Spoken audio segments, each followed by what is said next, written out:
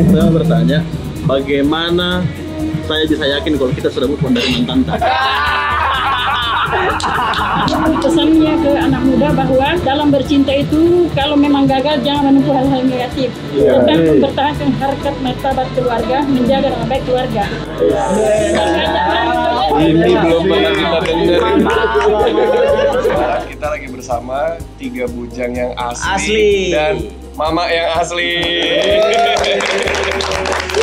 Pengen banget nanya ke abang-abang ini. Waktu Bapak memutuskan untuk nikah kembar, itu merasa terpaksa atau tidak? Enggak. Sebenarnya waktu Bapak bilang kita sudah mau menikah, kemarin kita nikah kembar, kan yang paling siap ini saya. Calon sudah siap, semua persiapan sudah siap lah. Jadi pada saat bilang mau nikah bareng ya udah, lebih bagus lagi, rame kan? Iya. Ya udah kita nikah bareng. Meriah lagi. Dan memang posisinya pada saat itu saya sudah siap untuk nikah. Kalau dibilang siap tidak siap, sebenarnya saya lebih perspektifnya ke orang tua, bahwa memang betul apa yang dibilang orang tua saya, karena kan kita nggak tahu umur. Betul. Jadi mungkin pertimbangan besarnya pertama saya karena orang tua. Kemudian memang karena sudah ada pasangan yang memang istri saya memang pas lah. Tunggu apa lagi lah. Akhirnya ya gaskan. Alhamdulillah. Berarti ya. dari awal tidak merasa keberatan? Nggak ada sih kalau keberatan. Awal Bapak sampaikan ke saya, Adli, nikah itu nanti bareng sama Kifli, sama Ilo, Ahmad ya. Oh bagus ramai pelaminannya. Menuju hari H ternyata ada masalah di situ, ada masalah. Iya. Nah, kalau ini dicerita 6 SKS nih. Nah, berpikir keras ini. Pusing kepalaku. Scroll HP. Betul.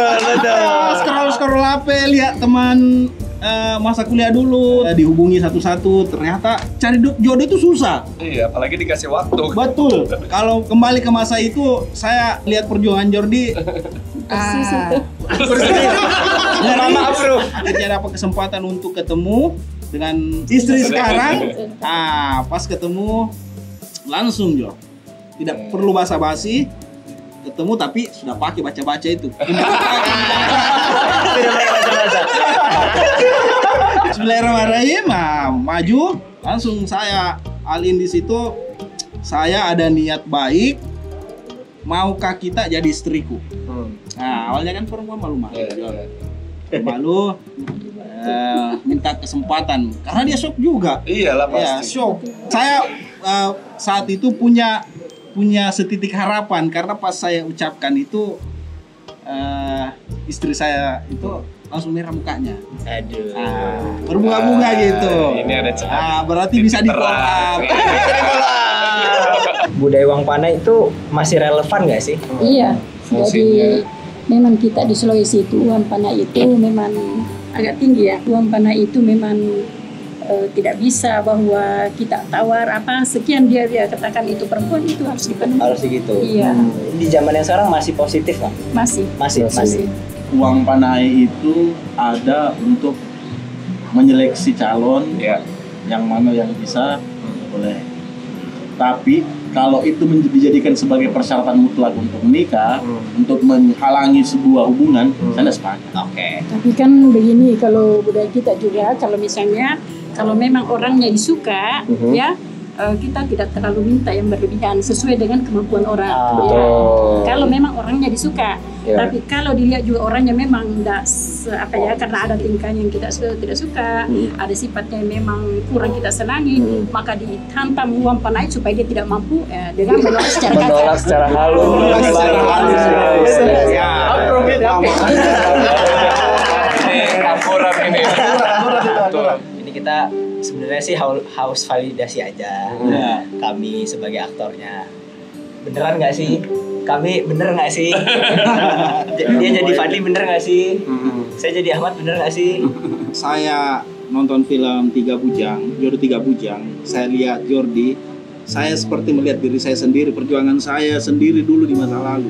Bagaimana saya mau dinikahkan, kemudian tidak ada jodoh, bagaimana saya mencari jodoh, bagaimana saya mau dijodohkan, dan momen itu betul-betul terjadi dan saya melihat diri saya pada aktor Fadli di Jodoh Tiga Bujang. Jadi saya betul-betul larut di situ. Apalagi pada saat yang paling saya sempat nangis juga nonton film itu, beberapa kali nangis pada momen-momen tertentu. Dan momen terakhir saya nangis itu pada saat momen terakhir telepon itu saya jatuh air mata, betul-betul. Akhirnya selamat. Ucapan terima kasih sekali. Iya, terima kasih sekali. Kan momen itu kan ucapan terima kasih. Kau saya pilih untuk dampingi hidupku dan kau mau. Kau selamatkan Kak begitu. Rebong gimana Rebong? Oke nggak sih Ahmad nih? Ada beberapa tingkah-tingkah yang memang menggambarkan susuk saya. Ahmad sekali. Iya, rebon sekali. Rebong sekali itu. Itu saya penasaran siapa orang di balik layar ini yang bisa dapat kutukan luar biasa ini. Oh, Rebong penasaran banget siapa. Ini semuanya sebenarnya. Ada tambahan dari Bapak. Saya tambahkan sedikit sebagai sahabatnya juga yang melihat proses mereka dari awal sampai kemudian di pelaminan. Paling berkesan itu ketika nonton juga filmnya, itu keterpurukannya si Fadli di film itu persis gitu. Kan saya yang bikin juga prawetnya, film dokumenternya sama Mas Arfan. Situ saya syuting bagaimana prawetnya, bahagianya si Kifli kan. Ketika saya pindah ke Fadli untuk itu beda sekali gitu. Kayak ada dua manusia yang betul. bumi. Betul. Jadi itu apa yang saya lihat kemarin, teringat lagi masa-masa saat buruk. Memang saya itu hari menangis. Mengapa saya pikir anakku sudah 2 ini sudah siap, ternyata dia belum. Jadi itu hari saya berpikir ada anaknya teman saya mau jodohkan. Saya panggil pulang, ternyata dia orangnya tidak setuju karena persis di foto bahwa itu tadi bahwa orangnya sudah tua. Persis itu jalan ceritanya itu betul. Bilang Kak, aduh pinternya kenapa bisa? Apakah diceritakan yang sutradara atau bagaimana? Persis betul dia menolak itu hari bilang, mama sembarangnya. Soalnya sedikit pun tidak ada beda. Alhamdulillah. Fakta betul. Cocok sekali dek bahwa film Jodoh Tiga Bujang itu adalah sesuai dengan kehidupan nyata. Sutradara hebat, ya. Iya. Penyusun naskah hebat, pemain juga hebat. Ya semua hebat, sukses ya, insya Allah. Amin. Terima kasih. Terima kasih banyak sudah mau meluangkan waktunya. Ini Saya kesempatan. juga gembira sekali karena mau foto-foto nanti.